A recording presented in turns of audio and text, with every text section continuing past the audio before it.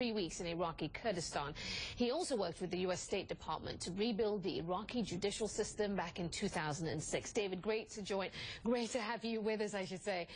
The president will be speaking in a couple of hours from now about his plan to tackle ISIS. We already know that a cornerstone of his strategy is this core coalition of international partners that has been formed as part of this effort. Talk to me about your view of what this coalition should look like and how it should operate to ensure its success. Sure. So President Obama was roundly criticized for saying a few weeks ago that he didn't have a strategy to confront ISIS. And he's working hard now to show that that's not true, and he does have a strong strategy. A major part of that is building a coalition of countries that are going to work with the U.S. to confront ISIS.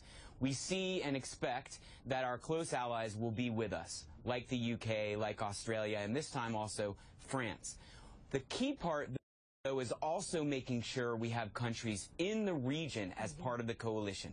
That includes the GCC countries like Saudi Arabia, Bahrain, UAE, Qatar, and two very important countries, especially with respect to confronting ISIS in Syria and not just Iraq, are Jordan and Turkey. Now, each of those countries has different things that they want to be part of a coalition, but the good thing is that they also oppose ISIS and are concerned about the threat. President Obama has dispatched Secretary Kerry to the region. He will be traveling to each of those countries to try and make sure they are on board. All right, let's pick that apart a little bit. As we talk about these GCC countries, we talk about these Arab nations there in the region, what role should they specifically take in this coalition? How should they be operating to ensure success? Well, first of all, just having them be part of the coalition is very important. We need to show the region that this is a regional effort. It includes Arab countries. It's not just the West doing another intervention. That's essential. But second of all, these countries can provide different things. They certainly are able to provide money, funding, aid, assistance. There could be, in the future, not immediately in the short term, but in the long term, some need for some troops on the ground. This includes foreign troops. I don't really think that's necessary to defeat ISIS in Iraq. The Peshmerga forces and the Iraqi army forces are strong enough and large enough that they can defeat ISIS with the support of a coalition, especially in terms of giving weapons and providing the air cover. But in the future, there may need to be some sort of peacekeeping force, especially in Syria. These countries, like Jordan and Turkey especially, could potentially contribute troops to that kind of peacekeeping force. You talk about Jordan and Turkey. I want to pick up on Saudi Arabia. You talked about money. You talk about the importance of money to this fight going forward.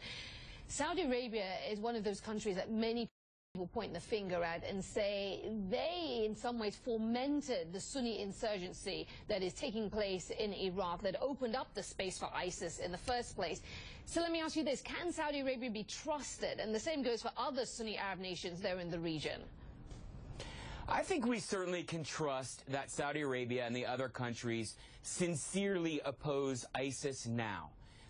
Whether there are individuals or groups in Saudi Arabia and other GCC countries that initially provided some aid and support to ISIS is an interesting question, certainly one that's being discussed quite a lot. There is this notion that maybe ISIS is like a Frankenstein, that some of the groups that helped create it now regret that.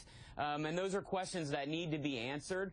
But for now, we need these countries to be part of the coalition. We can trust that the governments of these countries sincerely want to be part of the coalition.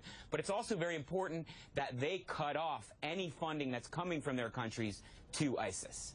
David Tafuri, great to have you on the show. We look forward to speaking to you a lot more in the future here on IDES. Thank you so much. Thank you. Well, stay with CNN for live coverage of the U.S. President's address and how